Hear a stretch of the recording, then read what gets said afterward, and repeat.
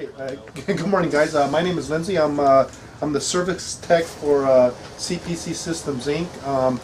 Charles P. Crawley Company has now separated their service part. So same building, same. It's just two different companies now. So I just do the service part. I'm here to go over some of your new equipment. Anytime during this training, if you guys have any questions, just go ahead and blurt it out. Since you guys are all operators, I'm still going to touch over some of the key points of the pump, but you know, I won't go into great detail on how it works. But you guys should know what it does and some key points to look for when you guys are running a pump. So basically, what you guys have is a 25H Pulsafeeder pump with the DLCM controller on it. The DLCM controller is a automatic controller that your skate is going to run. It runs both speed and stroke. So it's pretty much automatic. This is a hydraulically driven actuated pump. So if you guys have this type of equipment, you know there's some do's and don'ts to this pump. This is just some of the features the pump has, and then some of the different type of liquid ends that you can get for the pump. So you guys don't really need to know that. We'll go to the next page. This kind of goes over the actual stroke controller itself. It's a whole separate unit. You can get this unit without the automatic, so that's why it's a little bit different. Again, it's run off of 4 to 20. There's a little bit different feature on your guys' pump, is that we added a control box separate, that the wiring goes from the DLCM to this box. Made it a little bit easier for the wiring, and I guess that's what you guys required. When we get out there, you guys will take a look at it, and I'll show you. Next page. This is just kind of an exploded view of the pump itself. This is the pump head. This is just showing some of the internals where the hydraulics are. I just wanted, this was more for maintenance guys. In the actual, when you guys get the actual O&M, there'll be a complete parts list, but that won't really pertain to you guys too much. Next page. Again, this is part of troubleshooting the pump. This is the hydraulic relief. The only reason I'm going to tell you guys about this is if you guys are having problems trying to run the pump, this might be one of the causes. And when we get out there, I'll show you where this is at on the pump, and it's something for you guys to check real quick before you call maintenance and say there's a problem. Next page. The pumps that you guys have are a leak detection pump. So there's 2 diaphragms in it, and this is showing the diaphragm. There's 2 diaphragms that are put together. These are some capillary tubes that this oil is filled in. The reason I'm explaining that is there's fluid in there, and if that fluid escapes, or if you actually have a rupture in the diaphragm, it's going to stop the pump from running. There's a leak detect system on the outside. It's actuated by pressure. So if you have a diaphragm failure on your reagent side, it's going to cause pressure to this switch, and it's going to shut the pump down. This is an exploded view of the actual liquid end. You know, you got chemical coming up from the bottom and out to the top. This thing has a series of check valves in it. These have clear check valve ball guides. So again, if you guys are trying to pump and you're not pumping, you can do a quick look and see if your check valves are actually moving. If they're not, then it'd be time to call maintenance. This is just the principles of operation. Basically, you have fluid coming in. The way the pump needs to work is these check valves need to seat properly. So you have fluid that comes in. As the piston is drawn back, fluid comes up. The upper check valve is seated, and then as it goes forward, the bottom check valve is seated, and the fluid goes up. So if you guys get debris or something in your chemical, you're going to have problems. The pump's not going to pump. So again, that's why they have the clear check valve, so you can see what's going on. The calibration column is going to be a key point for you guys, not only to measure your chemical coming out, but it kind of tells you what's going on with the pump. So if you guys are doing a drawdown test and you notice that, hey, my material is jumping up and down but barely going down, it's probably an indication that the lower check valve is not seating correctly, because as the piston's coming forward, the bottom seat ball check doesn't seat. It's going to actually go back into the column, and you're going to see that up and down. If you're trying to do a drawdown but you're not getting anywhere, it's kind of like staying there, you're not building up any pressure, it's more than likely an indication that the upper check ball is maybe clogged or something happening. Or then again, there could be something wrong with the hydraulics. So, but that calibration column will be a key tool for you operators. Okay. Next page. This is just oil capacities. Again, as operators, maybe just you can take a look in the window just to make sure that there's actually fluid in there. If there's not, you let maintenance know that it's running low. Again, this is just showing the level where it should be. If you guys want to check it yourself, I don't know if you guys are allowed to do that or not. Okay, this is something. It is a maintenance, but it's also an operator type thing. During the normal running of this pump, up at the topper part of this pump, there's what they call a diagnostic window, and there's 2 ports in there. For you guys, when this thing is running, if you just take a look and see that the center port just has a little bit of oil moving around in there, that's saying that, hey, the pump is working.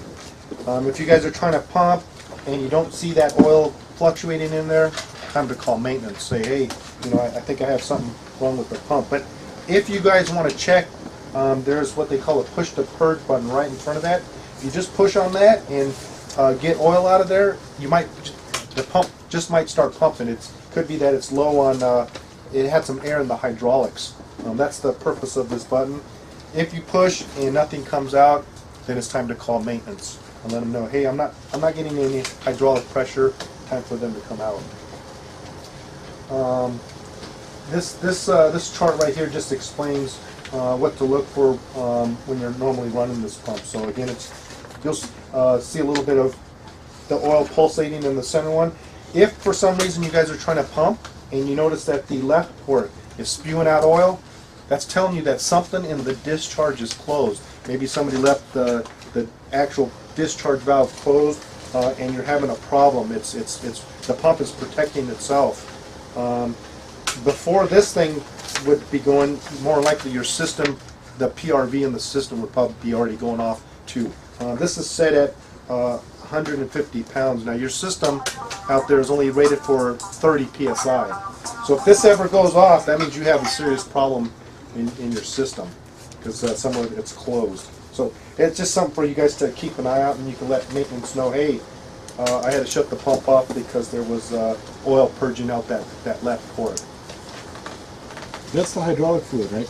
That's the hydraulic fluid, correct. In the main portion of the body, that's called the eccentric box, and then the actual where the motor drives, that's the gearbox. So you guys will only be seeing the eccentric hydraulic fluid, and it's a purplish color. So if you guys see any of that spilling out of the pump or something, shut the pump off and let maintenance know right away that, hey, this thing is leaking pretty bad. If for some reason you get chemical up inside, let's say one of the diaphragms does fail, the alarm doesn't go off, this purple stuff, this purple oil is going to be injected into your chemical, or what's going to happen is the pressure, all that chemical will actually go back into the pump. If you see chemical coming out of the pump, that means both diaphragms have failed and you have a serious problem. You need to shut everything off. So for you guys, if you do see a problem, it'd be better just to shut off, switch to your next pump, and let maintenance know right away that you're having a problem. This page shows the keypad. This is what you guys will be using most of the time. This motor button here, that's basically the on-off for the unit. And then you guys will be using the mode button to switch from manual mode to auto mode. The up and down arrow keys is to change numbers, to scroll through the menu, stuff like that. The enter button is an enter button. The menu screen, you guys probably won't have to use that very much, but that's basically to get in there and you can do change parameters and stuff. There's no password key on it, so you guys really shouldn't need to do that, but if you want to do, look at something, you can check through the menu. Let me ask you, on Sure. those settings right now, they're factory default, or No, or there's some specs yeah. that you had to go ahead and Yeah, change? I had to do some changing for the leak detect, and you guys, when we provided this electrical box, there wasn't an e-stop, so SSC has added an e-stop on it, and you have a actual electrical shut-off on the top. So in case of a problem, more likely you'll probably just hit the e-stop, but if you want to actually kill the power to the unit, the e-stop will shut the motor off. The electrical shut-off will actually kill power They'll to the de-energize the motor. de-energize everything on it. Right now the unit is reading in gallons per hour, but if you guys wanted to change it to liters per hour, you can. But the calibration column is calibrated in gallons per hour. So I don't know how critical this chemical is going to be for, you know, how much dosing and stuff, but more likely it's going to be in gallons per hour, I'm assuming.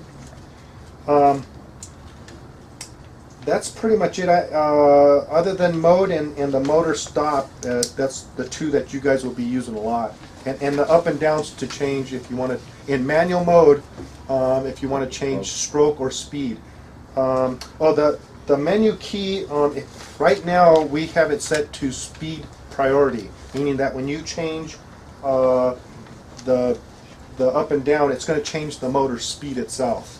Okay, so then when you get down to 10% motor speed, then it's going to start changing the stroke down. So stroke always stays at 100, and you fluctuate that motor speed, and then when you go past 10, then it starts to change the stroke. Oh, go ahead. What I was going to ask right now, are you at 100% of the speed of the motor? Yeah, well, I'm not sure. Yeah, wherever it was left last in manual mode, that's where it'll stay. But as soon as you put it in auto mode, what happens is it automatically goes back down to 0 if you're sending a 4 milliamp signal. Okay. If it's at 6 or 8, it's going to just jump right to there. I see. So that's more for locally. If you draw down locally, yeah. Something, you put it manual, run it up to 100% or rapid. Correct. Okay. And if you think that there's actually something wrong with the pump and you want to change the actual stroke, because that's going to tell you what's going on, what you can do is go into the menu and you can set it to stroke priority, meaning that every time you touch the up and down button, the stroke is actually going to change. Motor speed will just stay at 100% then. And what is the motor speed? I mean, is it? It's 60 hertz, which would be 1,700 RPMs. Yeah, yeah. It's a 90 volt motor on there, so it's going to give it the full 90 volts basically. So those are basically that's what it's going to tell you. And then the only other thing is the next page. This is some of the messages that you might see on the screen if the pump shuts off. So right now, probably the main one you might see is analog signal fail. Let's say you didn't on your SCADA send a run control, and you go over there and you turn the motor on and you set it to analog control. Within a few minutes, it's going to start flashing. Hey, I got an analog. I don't have no signal coming to me. So or if a wire gets broken or something, that's what you're going to see. The only other one you might possibly see would be if you had like a power failure or this duty cycle. Duty cycle is when the stroke controller is going to either find 0 or 100. And let's say it takes more than 20 minutes, it's just sitting there spinning and spinning, it can't find it, it's going to shut itself off. It's going to say, hey, I've been running for too long, I'm going to heat up. So if you find that, something must have happened. The only time I've ever seen that happen is if somebody, a maintenance guy, pulled the top off with the power on, because then it tries to find itself and it throws itself off the 0. So then it needs to be recalibrated. So, but you guys would never, you guys, all you do will be turning it on and doing adjustments. Okay. But if you do find a problem on the screen, let the maintenance guy know what screen you saw before you kill the power, so that way he knows what to look for. Will that fault be erased, or does no, the conditions have to be corrected before it's erased? Yeah, if you hit, if you go into that menu screen and go to the diagnostic, if you run through that, it will erase it. So as long as you don't do that, if you had to kill the power, it should come right back on to whatever that fault What was. if you have multiple messages or errors or faults? Is it just displayed one at a time? Yeah, just one at a time, and usually it'll stop right at whatever the first error was, whether it was a leak detect, high voltage, power out. You know, it'll tell you.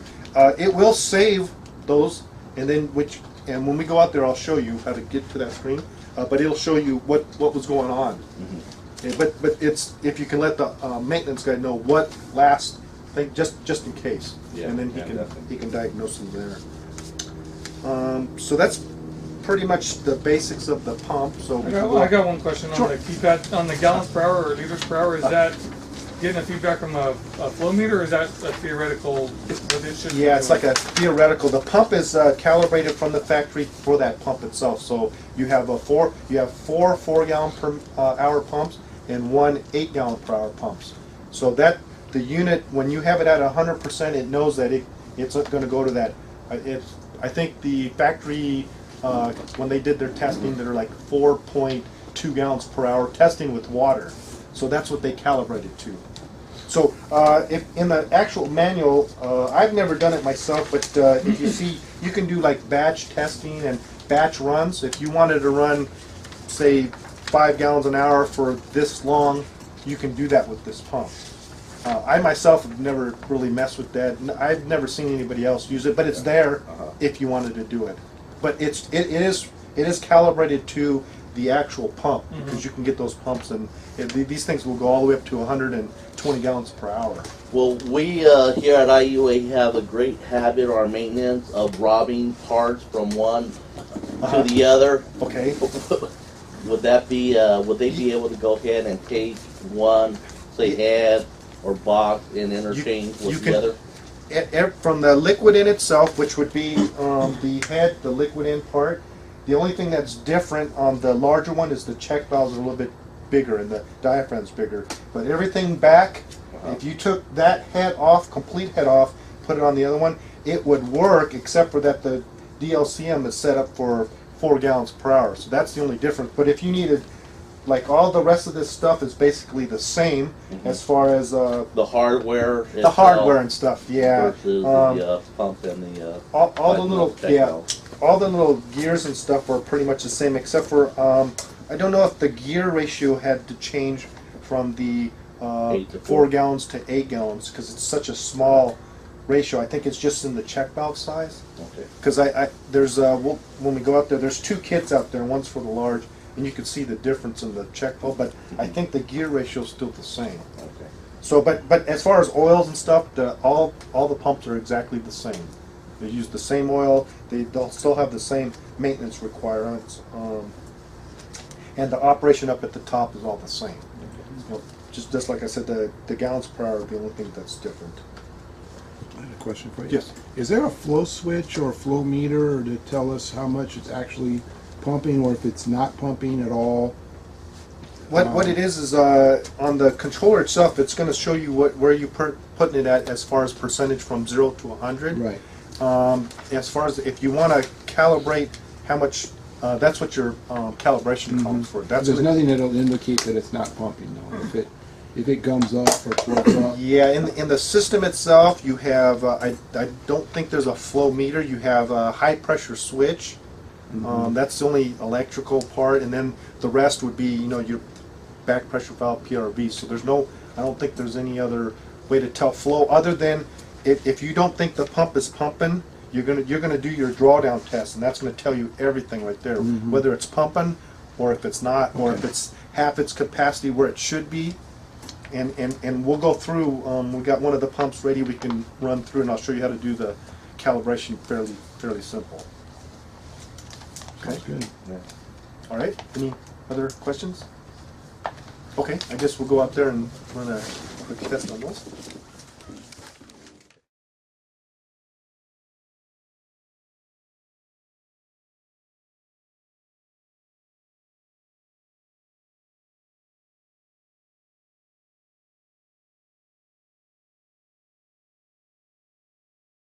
That means something in the discharge is blocked off, and the pump is actually relieving itself. But before that, this PRB should be already going off itself.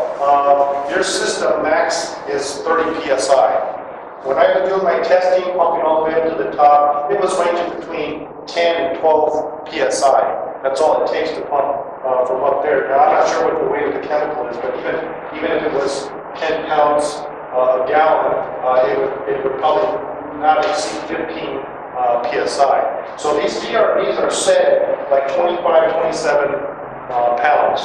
And probably those are your pressure relief valves, and they're probably going to be set even a little bit lower. So that way your electrical goes up first, and if that were to fail, then your mechanical will actually, this will be set off. This is basically to protect the piping itself and the pump, and the pump pressure relief valve is just basically to protect the pump.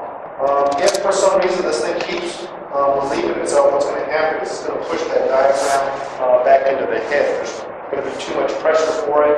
The diaphragms are made out of Teflon. You guys know that once you stretch Teflon, it's no good. So you're not going to get any pumping action from it. So that would be one of your key points, is to look at this if you're not getting any pumping action. The other one would be to do a drawdown test with the pump. Like if you guys are pumping, these are clear ball guides in here. You guys should be able to see the little balls moving. If not, that's where you want to try pumping just from the calibration column and see what's going on. See if you build up any pressure. And if you're not getting any pressure, then you will go to see if you get something in your hydraulic system. So this is your electrical cutoff. So if you have to kill all the power, it'd be right here. This is your e-stop. I believe you have it wired, so it actually just shuts off the motor itself. That's what that's for. Again, there's your on-off. I'm going to go ahead and run this pump because this pump has a more capacity. You'll be able to see it a lot better from the drawdown. What I'm going to do is check the. I already checked the discharge, so I know it's working. And the discharge, this one comes that way. Let's see, should be down. Yeah. So it's all. So we're ready. So as soon as is it clear up there? Yeah, it's reading analog signal fail. So right now there's no 4 to 20 hooked up to it right now. We're still working on that. So what we want to do is hit the motor. So now it says motor stop. So now we're going to switch it to manual mode, which would be we just press that. Oops, hold on. So now manual. So we'll turn it off. So that was the last place that I left it. I'll show you guys real quick to put it in, if you want to put it into the manual stroke override. So you hit the menu screen. This is all the manual too. What you want to do is go to where it says endpoint and hit enter. And then at this point, you're just going to keep hitting enter until you get to priority. Okay, so right now it's set for priority speed. That means that when you adjust this up and down, it's just changing the motor speed. So the stroke automatically will go to 100 when you put it into auto. Right now we'll change it to stroke. And what you have to make sure is when you hit enter, hit all the way till you get to confirm yes. And hit that enter. If you don't, and you hit the menu screen before that, it's just going to save it at the other one. So, we'll go ahead and, okay, so now, see, was that all the way up in our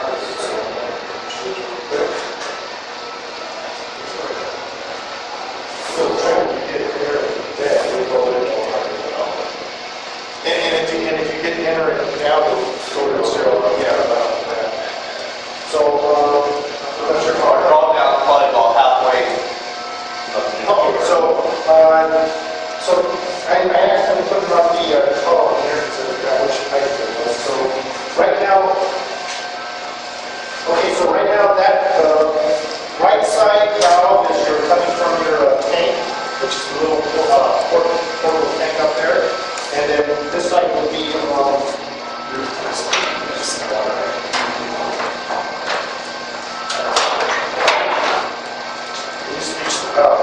Okay, so if you guys are normally running and you want to do a calibration, all you're going to do is that valve on the left side will always stay open. You don't have to worry about that because that's what comes with the problem.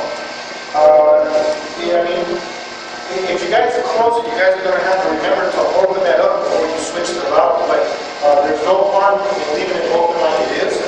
So if you guys are running, you want to do a drawdown, all you're basically going to do over here is open this and close this. And then you're going to come from the column, and then when you want to do your timing, basically put on your stopwatch, and you just feed in from here. And then wait as it comes down, and then start. So, and then when you get done, normally we suggest leaving no chemical in there, but because this is inside, the sun's not hitting it, it probably won't. I'm not familiar with what this chemical is going to be.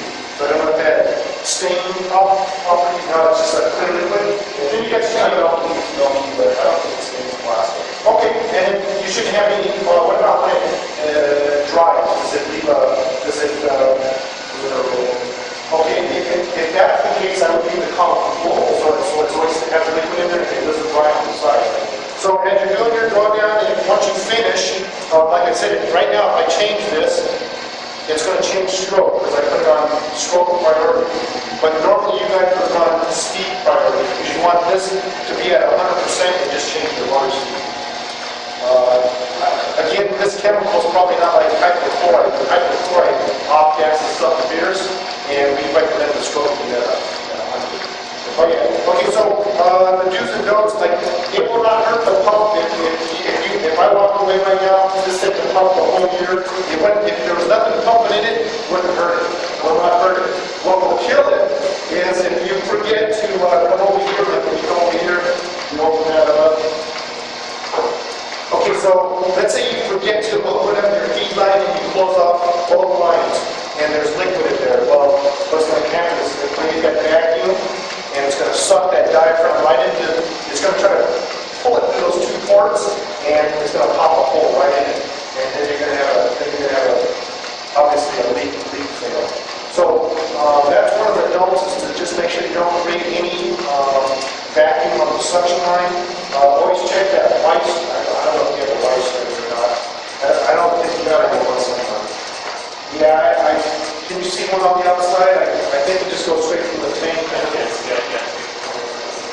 That would be the key thing, is just make sure that your suction line doesn't get plugged up, and then any, overpressure. You don't want overpressure. One thing is, because of the gauge, they only go to 30 psi, so you don't want to exceed that, because otherwise it's going to damage the gauge. The top end on the gauge is longer than the right. So right now we're in manual mode, so if you want to stop the motor, you just basically hit motor. But if you guys were had SCADA going and you want to put it into manual mode, this is where you would hit that. Now it would go into manual mode. So you have to have the motor on in order to switch modes. That's just the way this one works. But since we have no SCADA, it's going to go to this analog fail. So if you see that, that means probably once everything is up and running and you see it, probably you just send a run signal to it. And then, so when we get done here, I'll put it back into speed priority. But it's up to you. You guys, it doesn't have to be there. If you guys want to just adjust it by stroke, that's fine. Then you can put it on stroke priority. So that'll be all up to you guys, however you guys want to run it. That's pretty much it. So pressure relief valve, back pressure valve. About the pulsation dampeners? The pulsation dampeners, maintenance will be taken care of that. Basically, as long as you see pressure on it, we always want to maintain the air pressure. We're going to try to maintain that between 8 and 10 pounds. And basically the pulsation dampener is designed so as your fluid comes up and hits it, your discharge in will stay laminar. So if you see your chemical analyzer going like this, like it moves, it could be that you need to adjust this so the flow is laminar. So I don't know if you're going to have a chemical analyzer for this material, or how do you judge it? But yeah, it'll probably be the solid percent and your probably visual. And once we do our drawdown, set it in, and then we'll run from there. Okay. Normally, all these pumps will be set up to where they run from a tank, and that way you can switch it from SCADA. But for you operators, I would always come down, double check your lines before you start it up. Make sure that everything's open from the suction and open to the discharge, and then you're not drawing down from a column. But again, if the tank runs dry, it will not hurt the pump. It's the vacuum that'll kill it. So there's no sensor or anything that would detect low suction? The flow, yeah, I don't. Low suction pressure. Yeah, no, Before it blows the pump. yeah, correct. No, that is a pressure switch setup, so that would only detect on a break from the discharge side, nothing for suction. If you did leave the line closed and it didn't fail it, the pressure from the discharge will set that off. But as far as vacuum, no. So our white stream flows up. Yeah, it's a problem. You're gonna have problems, or if the line, if this stuff crystallizes, if it freezes, anything in the suction line, that's what will deteriorate the life of that liquid end. So basically, as your operators, when it's running, just a quick check just to see where the pressure's at. So let's say you normally run it at 12 pounds, but you see it at all of a sudden 20 or something. Hey, there's something wrong there. You're getting close to relieving, getting to your max discharge pressure. So maybe something's plugging up, and obviously beyond this point here that you're seeing on your gauge. So that you want to check that out. The worst thing that would happen is you say would stretch the diaphragm. Stretch that, yeah. And you have extra diaphragm you're giving this. There's two cockpits here. One for this large pump and one for the small pump. Yes. So we need some more of those problems. Yeah, I would recommend at least two. But I don't know if you can switch lines anywhere. But like I said, these four would be the same. And then this is the only one that's different as far as capacity. That's it. You probably have no idea, but there's 4 centrifuges. We've got 4 small ones. Why do we have one large one? This is going to the bottom over here, so I don't know. Okay, so it gets ejected down here on the ground floor. Yeah, it's that big pipe right there. It feeds the wet well, the centrate wet well. There's a lot of flow going in there, that's why it's larger. Okay. Is that for Yep. Oh, so what's the flows first? All of these are. So if you guys want to figure out how many gallons, so just remember these are 4 gallons per hour. So if you have 100% stroke and 50% speed on the motor, that's 2 gallons per hour.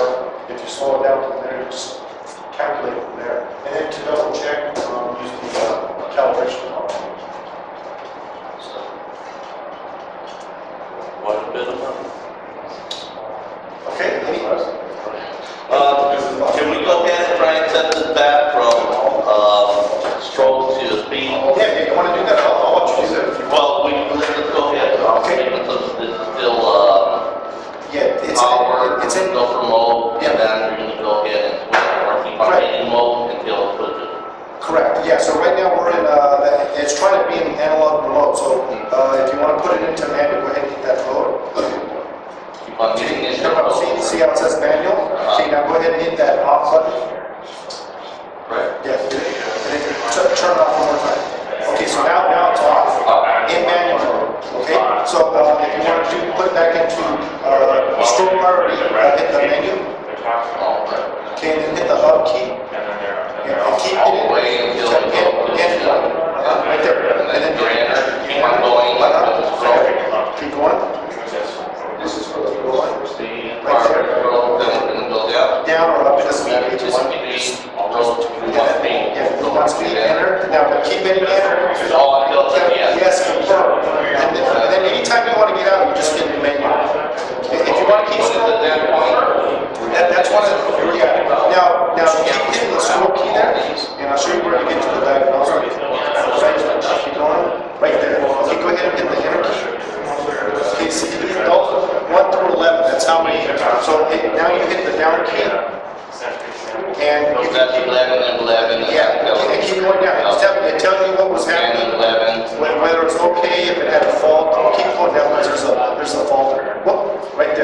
see, that's the analog fail.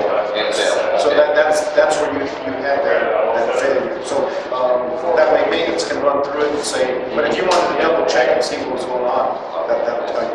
So, and then again, And then revolving where 11. So if you want to get out of it, just hit the menu key. then Yep, and then now you're back to the normal.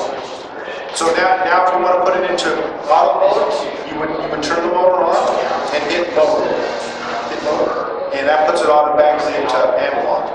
So now you're going to run back to SCADA. So to get out of this, again, it's you hit mode and that put it into manual mode. Now, if you want this to stop flashing, you hit the motor, or you just turn it off. it's still in the manual mode. In the manual mode. Correct. Having the signal. Yes. I'll forget that that's fine. Any of you other guys want to run through I can run through the menu with you real quick. Just for turning it on and off, pretty much. Okay. All right, let's squeeze out here. You guys start coming in. I'm not claustrophobic, but you know. Yeah, I just want to take it here. Okay, so right now it's in manual mode. Okay, so we have the motor off. So if you wanted to do cascade manual mode, you'll just turn the motor on, and you would select. Right now it's in speed. We put it back into speed priority. So this is going to automatically go to 100, and now you can control with this is speed. So if we go down, I just want to show you. If you go down below 10. Okay, so if you go down below 10.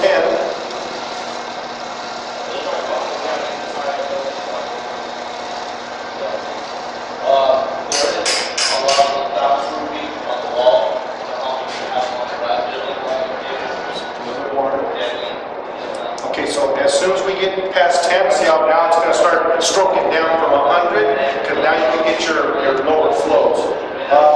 Just a real quick secret, if you hit enter and then hit up, it automatically goes to 100. Okay. If you hit 0 and down, it'll go down to 0. So Yeah, we're obviously using water right now, right? yeah, hot water. Now, probably Rocky, due to us going to be using the flows we're doing, do we think it's going to be a little thicker? Do you think we're going to be above the, well, you said it was approximately 10 to 12 minutes right now? It should be pretty close to the water, maybe a little bit. Okay. Yeah, if like I said, when I was doing my, what is the pressure? You know, it was balancing between 10 and probably 13. Yeah, 12. That's what I saw in all of these. But this is the one that's going right here. Those go up to the top. They were all pretty much the same. So even with the chemical, you could probably run safely at around 20. But remember, I set these at around 25 to 27. And what that means is if this is heavier or if it starts to get to that point, this is going to start circulating. You're just not going to get as much chemical. Won't hurt anything, but you're eventually going to wear the diaphragm on this since it's being used now. Now it's being open.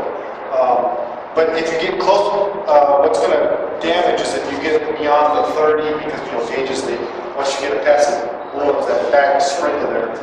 So that's the one thing you have to be careful of. So we're in manual mode running, and now you want to put it in SCADA, you just hit the mode. And go straight to SCADA. It'll go straight to SCADA. But since we don't have no signal coming to it, it goes to fail. So now if you want to put it back into manual mode, you'll hit mode. And then if you want to get rid of the screen, just hit this on and then just turn it off. That's it. So that's pretty much all you guys will be doing is this, and the up and down. And if you want to change it into stroke priority, because you want to actually see it more of the stroke than the motor, if you think there's a problem with that, you just switch it over to that. I appreciate that. Yeah, other than that, there's really anything else wrong, you more likely just tell me it's right. All right, sir. Thank you. Okay, all right. The only indication we're going to have that we're going through this ERP is that we're up over 25, 27 here, right? Yes, that's the only reason why you would go through there, and there's no indication on the pump saying that hey, you're bleeding, through there. And again, those will probably be set lower. So if you did hit, I'm going to assume we're going to set those around 25. And so if you hit the 25, it's going to probably either set an alarm or shut. I'm not sure how that's all programmed in your SCADA. I think we're probably about 9. Probably, yeah. So that should shut this off. Say, hey, I hit it from high level, and you need to come and check the lines.